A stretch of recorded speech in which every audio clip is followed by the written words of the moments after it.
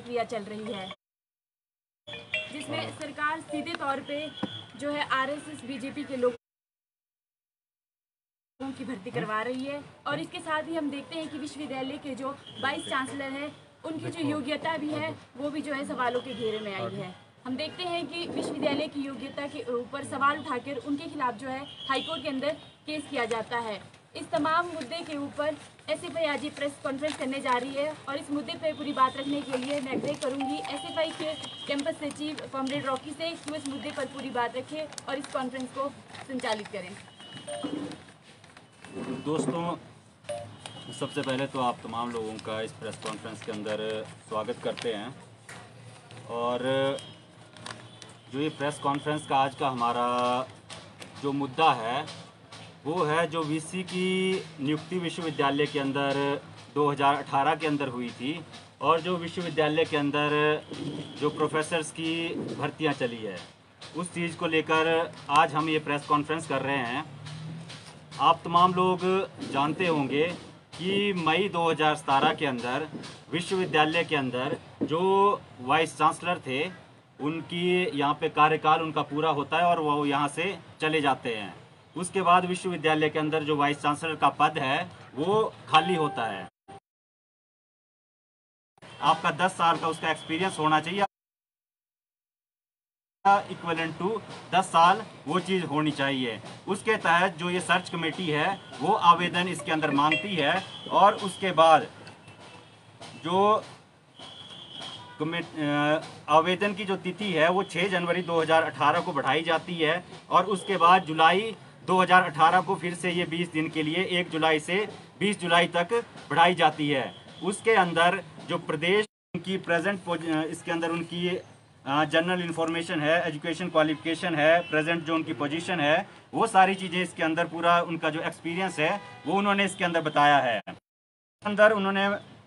जो तीसरा है कॉलम नंबर 3 है, उसके अंदर ये बताया है कि वो उस समय के अंदर जो प्रोफेसर हैं इकोनॉमिक्स डिपार्टमेंट के अंदर हैं और जो उनका एक्सपीरियंस है जो 10 साल 1 महीने और 7 दिन का इसके अंदर है। इसके अंदर जो उन्होंने अपना एक्सपीरियंस इस अपने फॉर्म के अंदर बताया है वो 1 जनवरी 2009 से उस टाइम तक जब उन्होंने फॉर्म के लिए अप्लाई किया था 9 साल 6 महीने और 16 दिन का उसके अंदर और 16 से 18 जो साल है 4 साल का ये उन्होंने बताया है। डायरेक्टर पीआरसी के अंदर 5 साल 8 से 13 और डायरेक्टर 2008 से 2013 तक कॉस्ट ऑफ कल्टीवेशन सेंटर 5 साल का एक्सपीरियंस है और उसके बाद डायरेक्टर सीआईएफ 2008 से लेके 2012 तक ये उनका 4 साल का एक्सपीरियंस है जो उन्होंने अपने इस एक्सपीरियंस के अंदर जोड़ा है। दोस्तों, इसके अंदर जो ये फुल टाइम के बेसिस की बात है कि जो फुल टाइम इसके अंदर उन्होंने ये बताया कि मैं यहाँ पे फुल टाइम अपना जो है काम करता था, डायरेक्टर पीआरसी, डायरेक्टर सीसीएस और आपका डायरेक्टर सीआईएफ, ये सारा एक ही टाइम के अंदर वो हर जगह जो फुल टाइम जो उन्होंने अपने इसके फॉर्म के अंदर बताया है। दोस्तों, इसके पीछे आपके ये नोटिफिकेशन है 10 जून 2008 की, जिस आधार पे उन्होंने ये बताया है कि वो पोस्ट ऑफ कल्टीवेशन सेंटर के अंदर एज ए डायरेक्टर काम करते थे और उन्होंने उसका 6 महीने का एक्सपीरियंस अपना इस फॉर्म के अंदर बताया है। 6 महीने 21 दिन का जो उन्होंने अपना जो 10 साल का उनका एक्सपीरियंस है एज अ वाइस चांसलर के लिए जो अप्लाई किया है उसमें से 6 महीने का उन्होंने एक्सपीरियंस जो कॉस्ट ऑफ कल्टीवेशन सेंटर के अंदर अपना एज अ डायरेक्टर बताया है। पर जो ये नोटिफिकेशन 10 जून 2008 की है, इसके अंदर साफ तौर पर लिखा है कि जो उस समय के वाइस चांसलर थे उन्होंने डॉक्टर सिकंदर कुमार को जो reader department of economics HP university के अंदर थे उनको ऑनररी डायरेक्टर जो कॉस्ट ऑफ कल्टीवेशन स्कीम का जो वहाँ पे बनाया था doctor DV Singh field officer of CCS जो वहाँ पे थे, उनकी जगह जो फील्ड ऑफिसर का काम है एज ऑनररी डायरेक्टर जो प्रोफेसर सिकंदर कुमार को दिया था with immediate effect till further order in addition to his own duty. जो उनकी ड्यूटी उस टाइम के अंदर थी एज अ रीडर और एज अ एसोसिएट प्रोफेसर जो वो इकोनॉमिक्स डिपार्टमेंट के अंदर थे, उसके साथ उनको एडिशनल जिम्मेवारी वहाँ पे दी गई थी कि आपने जो एडिशनली आपने सीसीएस के अंदर काम करना है। वो कोई वहाँ के डायरेक्टर नहीं थे और और वहाँ पे उनको कोई डायरेक्टर अपॉइंट नहीं किया गया था, सिर्फ एडिशनल जिम्मेवारी वहाँ पे दी गई थी। इसके साथ ही एक नोटिफिकेशन और इसके अंदर है 16 जुलाई 2008 की, जिसके अंदर उनको जो ऑनररी डायरेक्टर है वो पीआरसी का बनाया गया था। वहाँ पे भी उनको जो ऑनरियम इसके अंदर है 1000 रुपये दिया जाता था। वो वहाँ के अंदर डायरेक्टर नहीं थे, उनको सिर्फ जब वो एसोसिएट प्रोफेसर थे तब उनको सिर्फ वहाँ पे एक एडिशनल जिम्मेवारी वहाँ की दी गई थी कि आप एज ए डायरेक्टर वहाँ पे एज ए ऑनररी डायरेक्टर आप वहाँ पे काम करेंगे। जो कहीं ना कहीं ये दिखाता है कि जो उन्होंने अपना फॉर्म के अंदर डायरेक्टर उसके अंदर लिखा है वो कहीं के डायरेक्टर नहीं थे और सिर्फ एज एडिशनल जिम्मेवारी वो वहाँ पे काम कर रहे थे। और एसोसिएट प्रोफेसर वो उस टाइम के अंदर थे, एक जो अगस्त 2002 से 31 दिसंबर 2008 तक वो एक एसोसिएट प्रोफेसर वहाँ पे काम कर रहे थे। और जो उन्होंने ये एक्सपीरियंस अपना 6 महीने और 21 दिन का है वो कहीं ना कहीं क्या है तथ्यों को हेर फेर करके वहाँ पे जो है प्रोड्यूस किया है। इसके साथ आप तमाम लोग जानते हैं कि जो उन्होंने अपना एक्सपीरियंस यहाँ पे बताया है कि वो 1 जनवरी 2008 को जो प्रोफेसर इसके अंदर उन्होंने बोला है कि 1 जनवरी 2009 से, और जब उन्होंने अप्लाई किया था तब तक अपना एक्सपीरियंस प्रोफेसर का 9 साल 6 महीने और 16 दिन का इसके अंदर बताया है। जो कि इसके अंदर आपका जब वो एसोसिएट प्रोफेसर इसके अंदर थे, क्योंकि आपका जब वो एसोसिएट प्रोफेसर यूनिवर्सिटी के अंदर थे उनका एक्सपीरियंस एसोसिएट प्रोफेसर का है। और इसी ने उन्हें जो प्रमोट किया था एज प्रोफेसर वो किया था 21 मार्च 2011 को। 21 मार्च 2011 तक वो as associate professor economics department के अंदर काम कर रहे थे। और जो उनका एक्सपीरियंस गिना जाना था वो कहीं ना कहीं जब उनको इसी ने प्रमोट किया था एज प्रोफेसर 21 मार्च 2011 को वहां से गिना जाना था। लेकिन इस फॉर्म के अंदर उन्होंने अपने आप को प्रोफेसर घोषित यहाँ पे किया है और 1 जनवरी 2009 से अपना एक्सपीरियंस काउंट किया है जब भी उन्होंने फॉर्म के लिए अप्लाई किया है 16 जुलाई या 17 जुलाई 2018 तक, जिसके अंदर उनका एक्सपीरियंस 9 साल 6 महीने 16 दिन का आता है। तो इससे साफ तौर पे दिखता है कि जो उनका एक्सपीरियंस है जो इन्होंने यहाँ पे एक्स्ट्रा काउंट किया है जनवरी 2009 से लेके मार्च 2011 तक, जो लगभग 2 साल 2 महीने 21 दिन का जो एक्सपीरियंस बनता है वो उससे जो उनका यहाँ पे उन्होंने एक्सपीरियंस बताया वो उससे लेस होना है। तो यहाँ पे लगभग ये एक्सपीरियंस आपका उनका बनेगा 7 साल 5 महीने और लगभग 25 दिन का ये एक्सपीरियंस उनका जो इसके अंदर बनेगा। जो ईसी की जो मीटिंग से उनको एज ए प्रोफेसर वहाँ पे प्रमोट किया गया है वो 21 मार्च 2011 को किया गया है, जो कि केस कोर्ट के अंदर भी इस आधार के ऊपर उनके ऊपर चला है। दोस्तों इसके साथ साथ जो प्रोफेसर सिकंदर कुमार हैं वो 2016 के अंदर जो आपका बीजेपी का एससी मोर्चा है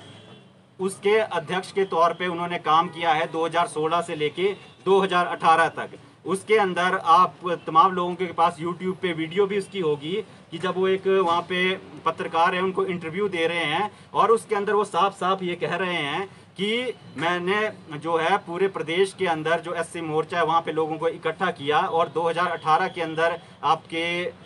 विधानसभा के चुनाव थे 2017 के अंदर 17 या 18 के अंदर 17 के अंदर जो विधानसभा के चुनाव थे और 16 से 18 के बीच में वो इसके एससी मोर्चा के अध्यक्ष रहे हैं। तो उन्होंने एक पार्टी के कार्यकर्ता के रूप में पूरे प्रदेश के अंदर काम किया है और कहीं ना कहीं उनका जो विश्वविद्यालय से जो एक रिश्ता था, डिपार्टमेंट से रिश्ता था, वो एक सिर्फ सैलरी का रिश्ता उसके अंदर था। और जो उनका उस टाइम का पूरा एक्सपीरियंस है वो एक पॉलिटिकल कार्यकर्ता के रूप में उनका वो एक्सपीरियंस है जो कहीं ना कहीं विश्वविद्यालय के ऑर्डिनेंस के खिलाफ है। विश्वविद्यालय के ऑर्डिनेंस के तहत 35.20 के तहत कोई भी यूनिवर्सिटी का जो टीचर है, नॉन टीचर है, एम्प्लॉय है, वो किसी भी पॉलिटिकल एक्टिविटी के अंदर भाग नहीं ले सकता है। अगर वो ऐसा करता है तो उसके ऊपर जो कार्रवाई जो है वो यूनिवर्सिटी एडमिनिस्ट्रेशन उसके ऊपर कर सकता है। लेकिन जो विश्वविद्यालय के वाइस चांसलर है उन्होंने इस एक्सपीरियंस को भी अपने एक्सपीरियंस के अंदर जो उन्होंने एज वाइस चांसलर के लिए जोड़ा है, जो कि कहीं ना कहीं उसमें से वो 2 साल का एक्सपीरियंस भी जो उनका है वो पॉलिटिकल एक्सपीरियंस है, उसका उनके अंदर पढ़ाने का कोई एक्सपीरियंस उसके अंदर नहीं है क्योंकि वो पूरा टाइम उसके अंदर फील्ड के अंदर थे।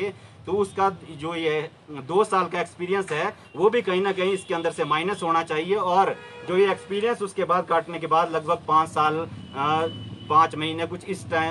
तरह का ये उसके साथ बनता है। और जो उनके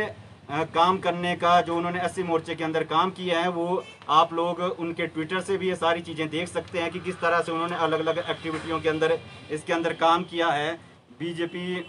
स्वच्छ भारत अभियान, आपका ये स्वच्छ भारत अभियान, इंटरव्यू विद स्टेट प्रेसिडेंट, इस तरह की बहुत सारी चीज़ें आपको जो सोशल मीडिया के अंदर है वो ये सारी चीज़ें मिल जाएगी। दोस्तों, इसके साथ साथ जब ये मामला हाई कोर्ट के अंदर जाता है कि जो वाइस चांसलर है उनकी नियुक्ति के ऊपर सवाल उठते हैं, तो जो हाई कोर्ट है, जो माननीय न्यायालय है, वो 19 अप्रैल को राज्य सरकार, राजभवन और विश्वविद्यालय और सिकंदर कुमार को नोटिस जारी करता है और उनसे जवाब मांगता है, जिसके अंदर राजभवन की तरफ से हल्फनामा कोर्ट के अंदर पेश किया जाता है, जिसमें बताया जाता है कि जो सर्च कमेटी थी उसके सामने जो प्रोफेसर सिकंदर कुमार है उन्होंने गलत तथ्य पेश किए थे और उस कमेटी ने कहीं ना कहीं एक शिक्षाविद, एक जो प्रतिष्ठित जो आपका वीसी का पद है, उस चीज़ को ध्यान में रखते हुए उनके तथ्यों की जांच नहीं की थी, जिसके अंदर उन्होंने कहा था कि मैं 2 जनवरी 2009 से एज ए प्रोफेसर काम कर रहा हूं, जबकि वो 21 मार्च 2011 को एज ए प्रोफेसर उन्होंने एक्सपीरियंस लेना उसके बाद शुरू किया। और जो कॉस्ट ऑफ कल्टीवेशन स्कीम है उसके अंदर वो एज ए डायरेक्टर नहीं बल्कि एज अ जो ऑनररी डायरेक्टर है, एक एडिशनल कार्यभार उनके पास था और वो उस टाइम के अंदर एक एसोसिएट प्रोफेसर के रूप में वहाँ पे काम कर रहे थे। इसके साथ ही जो आपका राजभवन है, उन्होंने ये भी वहाँ पे आपका कोर्ट के अंदर कहा है कि जो वीसी के पद के लिए आवेदन जब कोई करता है तो उसके साथ एक डिक्लेरेशन होती है, जिसके अंदर साफ तौर पे ये लिखा होता है कि अगर उसके फॉर्म के अंदर जो भी उसने जानकारी दी है अगर वो गलत होती है तो उसका फॉर्म रद्द कर दिया जाएगा। अगर उसके बेस पे कोई भी नियुक्ति वो अगर होती है तो उसको बिना नोटिस के टर्मिनेट कर दिया जाएगा। इसके साथ साथ राजभवन की तरफ से जो आपका राज्यपाल है, उन्होंने जो वीसी के कार्यकाल को है 1 साल के लिए बढ़ाया है, जो कहीं ना कहीं जो उनकी स्टेटमेंट भी आपके न्यूज़पेपरों के अंदर से हमने देखी है कि अंतरात्मा की जो आवाज़ सुन के उन्होंने उनके कार्यकाल को बढ़ाया है, जो कहीं ना कहीं गवर्नर हाउस के ऊपर भी सवाल खड़े करता है, जिसका काम जो हमारी कानून व्यवस्था है, जो रूल रेगुलेशन है, उसको बचाना है। वो अपने मन की आवाज़ सुन के इस तरह का जो एक तथ्यों को दरकिनार करके जो उनको एक्सटेंशन वहाँ के अंदर दी गई है। दोस्तों, इसके साथ साथ जो ये सारी प्रोसेस पूरे प्रदेश के अंदर या विश्वविद्यालय के अंदर हुई क्यों है? कहीं ना कहीं जब से प्रदेश के अंदर और केंद्र के अंदर बीजेपी की सरकार आई है और आरएसएस की सरकार आई है, तब से विश्वविद्यालय को जो पूरे देश के अंदर हो या हमारे प्रदेश के अंदर एकमात्र जो स्टेट यूनिवर्सिटी है, उसको कहीं ना कहीं आरएसएस बीजेपी का अखाड़ा बनाने का इन्होंने काम किया है और एज एजेंट वहाँ पे बीजेपी आरएसएस का वहाँ पे सिकंदर कुमार को वहाँ पे बिठाया है और अपना पूरा का पूरा काम उसके अंदर करने की कोशिश की है। उन्होंने अपनी अपॉइंटमेंट के बाद पीएचडी के अंदर यूनिवर्सिटी के अंदर लगातार यूजीसी के नॉर्म है, जो ऑर्डिनेंस के नॉर्म है, उनको दरकिनार करके लगातार एडमिशन करवाई वहाँ पे जा रही है, जिसके अंदर आप डीडीयू के अंदर 5 सीटें एडवर्टाइज की जाती है, 13 वहाँ पे भरी जाती है, क्योंकि वहाँ पे आरएसएस के लोगों को वहाँ पे भरना था और आउटसोर्स के नाम पे वहाँ पे भर्तियाँ पूरे विश्वविद्यालय के अंदर की जा रही है। एक तरफ जो विश्वविद्यालय है वो आपके जो शिक्षक नॉन टीचिंग स्टाफ के जो रेगुलर पद भरने थे उनकी भर्ती ना करके सिर्फ आउटसोर्स पे वहाँ पे भर्तियाँ कर रहा है, जिसमें प्योर बीजेपी और आरएसएस के लोगों की वहाँ पे भर्तियाँ की जा रही है। जो पूरे जो स्टेट की गवर्नमेंट है और जो आरएसएस है उसकी शह पे ये सारा काम वहाँ पे चला है। इसके साथ साथ जो प्रोफेसर भर्ती प्रक्रिया है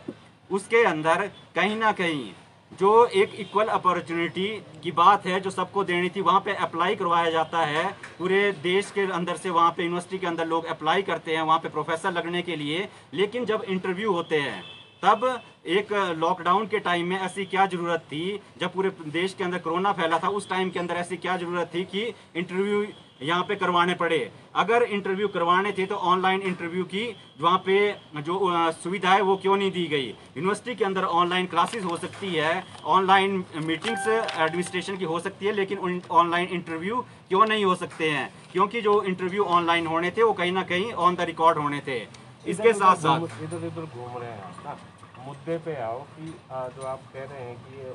इनएलिजिबल है, तो कितना एक्सपीरियंस इनका एसोसिएट का है, कितना जो है प्रोफेसर का है? और कहाँ चूक हुई है, इतना ज़्यादा आप घुमाएंगे तो किसी को समझ नहीं आएगा। ठीक है, इसमें साफ तौर पे आपका जो ये फॉर्म है इसके अंदर जो आपकी नोटिफिकेशन है वहाँ पे क्लियर था कि आपका 10 साल का एक्सपीरियंस एज ए प्रोफेसर और इक्विवेलेंट टू प्रोफेसर उसके अंदर चाहिए था। लेकिन इन्होंने जो आपका 6 महीने और 21 दिन है उसके अंदर जो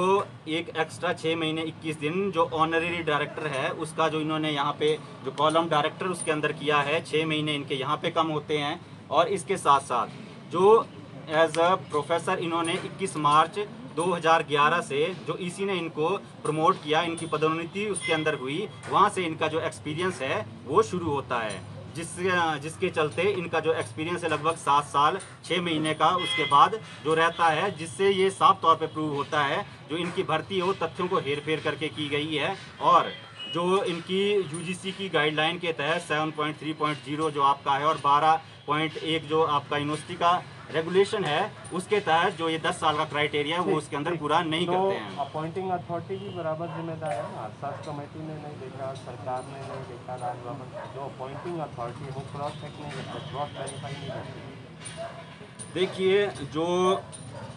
मामला कोर्ट के अंदर है उसमें भी जो आपका सर्च कमेटी है जो राजभवन की तरफ से जो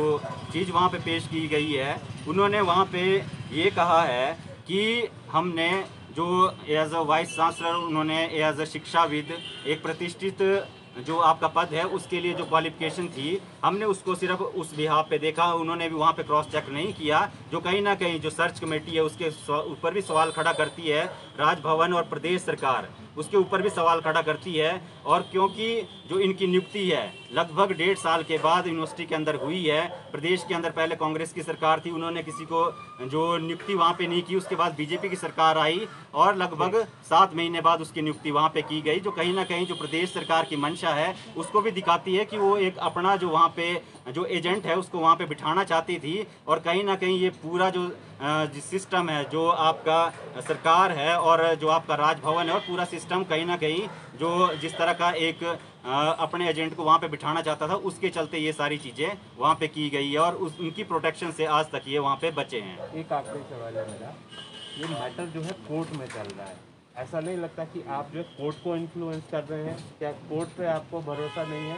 आप जो है समानांतर यहाँ पर जो है पैरवी कर रहे हैं उसी केस की, लग नहीं रहा आपको कोर्ट पे कोई भरोसा नहीं है आपको? देखिए, ये मैटर कोर्ट के अंदर भी है और पिछले काफ़ी टाइम से है और हम भी इस चीज़ को आज से नहीं पिछले काफ़ी टाइम से उठा रहे हैं कि जो ये मुद्दा है जिस तरह से हमने यूनिवर्सिटी के अंदर आरटीआई लगाई और वहाँ से जो नोटिफिकेशन है जो मैंने आपको ऑनरेरी डायरेक्टर है पीआरसी सीसीएस वो सारी चीज़ें हमारे पास भी इकट्ठा हुई, तो ये एक लड़ाई जो हम सड़कों पे एक प्रोपोगेट कर रहे हैं ताकि कहीं ना कहीं जो एक कोर्ट के अंदर भी ये मैसेज पहुँचे कि आपका जो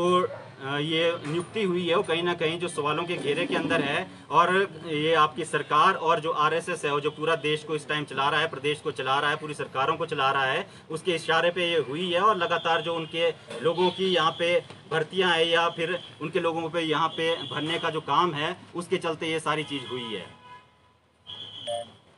देखिए, इसके साथ साथ जो यूनिवर्सिटी के अंदर जो भर्ती प्रक्रिया है उसके ऊपर कहीं ना कहीं सवाल खड़े होते हैं। वहाँ पे नियमों को दरकिनार करके एक फील्ड ऑफिसर को एसोसिएट प्रोफेसर बना दिया जाता है, एक व्यक्ति जो सीयू के अंदर जिसको फॉर्म वहाँ से रिजेक्ट होता है उसको यहाँ पे एज एसोसिएट प्रोफेसर उसके अंदर बनाया जाता है। इसके साथ साथ जो स्क्रूटनी की कमेटी होती है उसके अंदर डिपार्टमेंट के चेयरमैनों को ना बुलाकर ओल्ड वहाँ पे जो प्रोफेसर्स है उनको बुला के जो है वहाँ पे जो स्क्रूटनी वहाँ पे की जाती है, जो कहीं ना कहीं जो इस पूरी जो प्रोफेसर भर्ती प्रक्रिया है उसके ऊपर सवाल खड़ा करती है कि जिस तरह से प्रदेश सरकार और आरएसएस ने इस डॉक्टर सिकंदर कुमार को वीसी के पद पे बैठाया है, उसी तरह से तथ्यों के साथ हेर फेर करके जो विश्व प्रदेश सरकार है और आरएसएस है वो अपने लोगों को जो है जो मिनिमम क्राइटेरिया के आधार पे जो यूजीसी का मिनिमम क्राइटेरिया है उसके आधार पे यूनिवर्सिटी के अंदर भर्ती कर रहा है। और जो एक अपना प्रोपोगेंडा है, अपनी सरकार का एक प्रोपोगेंडा है, उसको एक विश्वविद्यालय को एक राजनीतिक अखाड़ा बनाने की इसके अंदर कहीं ना कहीं जो आपकी सरकार है और आपका जो आरएसएस है वो इसके अंदर पूरी तरह से काम कर रहा है।